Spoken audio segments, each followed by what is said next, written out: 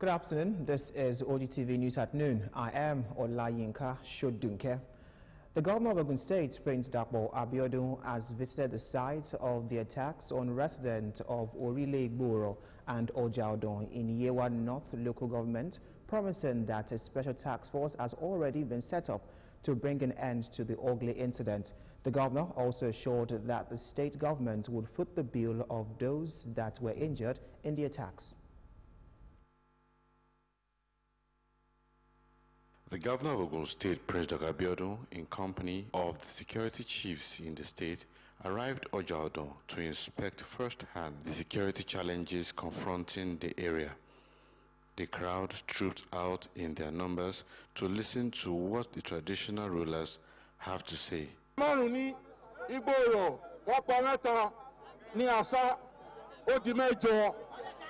Excellency, one need regard for you. What dem mọ̀ wípé dá ẹjọ́ yẹn bó ṣe tọ́ bó ṣe yẹ. Gómìnà àti ìjókòó wọ́n ti ṣetán láti gbé ibi tí wọ́n máa fi ṣe ìjókòó wọn sí àgbègbè wa ń bí. Kì í ṣe pé wọ́n máa wá láti Abẹ́òkúta mọ́, máa wá láti Ìláró. Wọ́n máa jókòó sáàrin wa ń bí ni permanently pẹ̀lú àwọn ọlọ́pàá agbófinró àtàwọn sójà.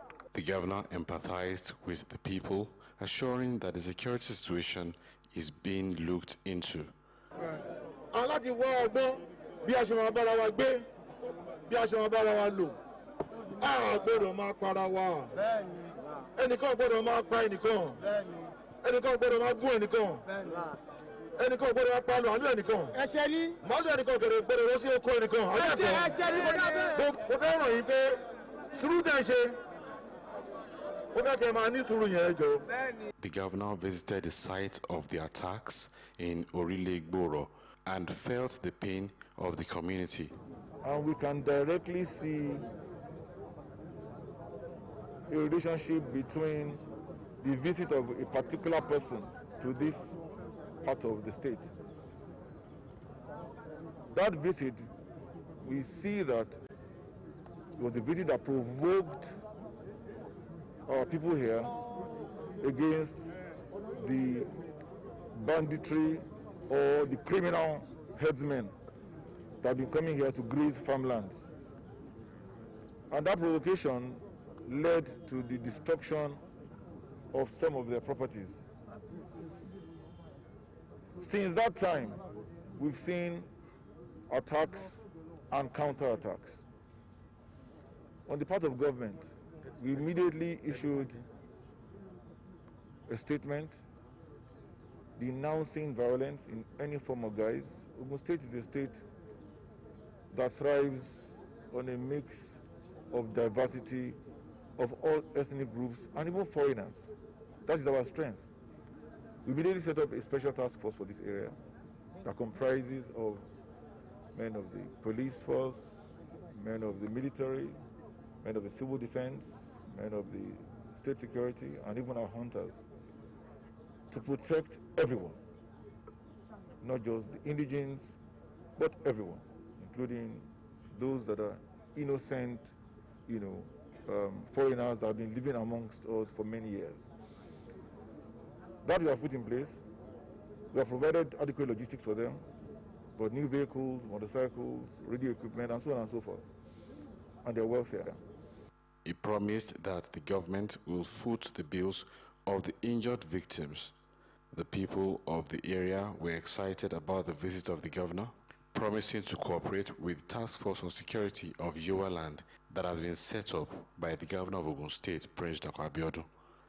Tunde Olaniro, OGTV News. Still talking security, Oyo State Governor Seyi Makinde and some northern governors are at the Shasha market to assess the destruction at the scene of the clash between Yoruba and Fulani communities. The governors are Kebbi State Governor Abubakar Atiku Bagudu, Kano State Abdullahi Gandoje, Zamfara State Bello Matawale, and Niger State Abubakar Sani. They came into Ibadan on Monday night to visit the area where the violence raged last Friday, leading to the destructions of lives and property. Makinde, who had expressed shock at the level of destruction during his earlier visit to the market on Sunday, said those who suffered losses would be compensated.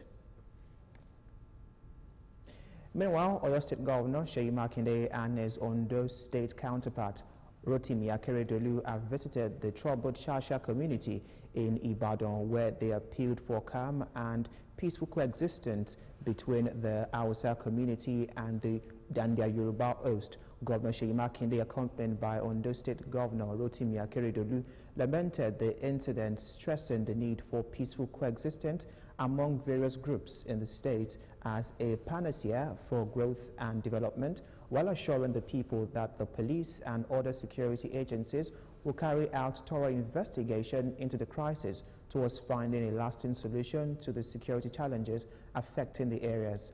Both governors appealed to residents of the area to desist from taking laws into their hands and let peace reign in the community. Agents have to step up their game. We ask that they dominate that area. We don't want to lose even half a soul right now. So we'll continue to monitor the situation and we'll continue to play our part. We are all brothers. There could be one problem or the other, but this time will soon pass. And that our people should remain calm, sheath your sword. There's no need for us to fight. There's no need for any counter-attack. There's no need for any reprisal. We are brothers. Oyo State government recently imposed curfew on Shasha community due to the ethnic clash that was witnessed in the area last Friday. President Muhammadu Buhari has named Mr. Abdulrasheed Bawa as the new chairman of the Economic and Financial Crimes Commission. He has therefore requested the Senate to confirm Bawa's nomination. The special advisor to the President on Media and Publicity, Femi Adesina, disclosed this in a statement on Tuesday titled President Buhari requests Senate to confirm Abdulrasheed Bawa as EFCC boss. In a statement, President Muhammadu Buhari asked the Senate to confirm Mr. Abdulrasheed Bawa as substantive chairman of the Economic and Financial Crimes Commission. Bawa, who is 40 years old, is a trained EFCC investigator with vast experience in the investigation and prosecution of advance fee fraud cases, official corruption, bank fraud, money laundering, and other economic crimes. Over decades, there have been a recurrent and sustained argument that the Nigerian state, like its counterparts in Africa and other countries of the developing world, underperform due to lack of state capacity to deal with the contemporary complexities of governance, thus making experts clamoring for restructuring. This report examines the state of governance in Nigeria and assesses the factors militating against the promotion of public good and effective service delivery in the country. Leadership in Nigeria over the years has been described as self-interest driven and other primordial considerations which takes priority over that of the general public. The nations, according to respondents, has failed in key major areas ranging from security of lives and property, promotion of the rule of law, and provision of social amenities for its entire citizenry. The nature and characters of the political leadership explains the Nigerian state's incapacity for effective governance, hence the need for political and economic restructuring. Nigerians should sit together and restructure. The error in the head of people is that they think restructuring is all about East going, West going on its own, and South going on its own. No, restructuring is about sitting together to say it the way we want to be run, the way we want the country to go, the system of government, and how we want it. To me, we need to live as Nigeria, as one body. But to move forward, we must state clearly how we want to move forward. And that is the need why we have to, there's national conference to look into how to restructure this nation. Economic restructuring, political restructuring, social restructuring. We need all that to move forward. On the current state of the nation, ranging from the recent change of guards in security leadership, Fulani herdsmen clashes in the southwest, CBN recent ban on cryptocurrency, Nigerians admonished federal government to be more proactive. In the 21st century, the CBN supposed to follow other civilized countries, where the central bank of other countries have allowed cryptocurrency and other IT-oriented currency transfer. So what they should do is to regulate the cryptocurrency thing. If they know they cannot regulate it, of course, what they have said is a way to tell us they can regulate. There's no economy in the world, talking about the developed economies like the US, the UK, most European countries, and so on and so forth, that where they are today, if not for the rate of the attention they pay to entrepreneurship. Government should address the economic challenges first, create an enabling environment for economy to strive, create jobs, opportunity, and when that one is done, then the nepotism, tribalism should be put to the barest minimum. Government at all levels were, however, enjoined to invest more in education and youth empowerment to take the nation out of its current state and make it one of the best among the Committee of States. Benga Adekoya, OGTV News.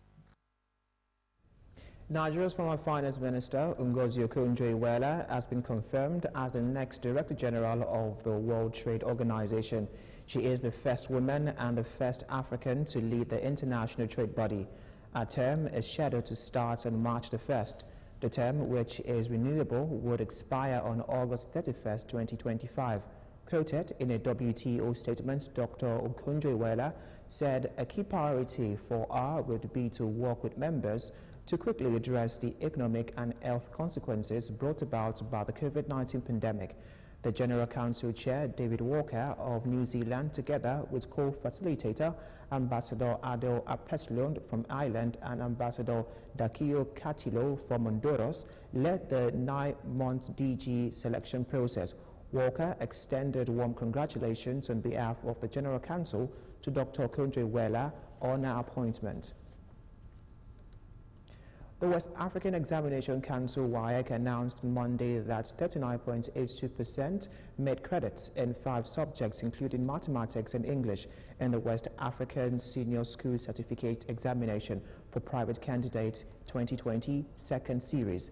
The head of National Office, Patrick Aregan, also announced the opening of registration for the 2021 WAEC for school candidates 3 months behind schedule.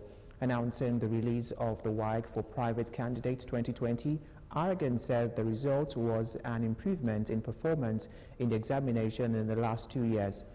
24,491 candidates representing 39.82% obtained credit and a minimum in 5 subjects, including English language and mathematics.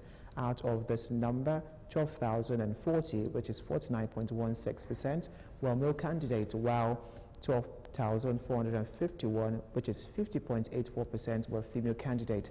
Aragon, however, warned that the performance should not be on the basis of judging how well candidates did in the examination, as it is considered a remedial one for candidates seeking to make certain subjects. Of the 61,509 candidates who took the examination, 5,548, which is 9.02%, have their results been withheld because of alleged involvement in examination malpractice. On the foreign scene, U.S. House Speaker Nancy Pelosi says Congress will establish an outside independent commission to investigate the 6th of January attack on the U.S. Capitol by supporters of Donald Trump. In a letter to lawmakers, she said the commission would be modeled on the inquiry into the 11th of September 2001 attacks on New York and the Pentagon.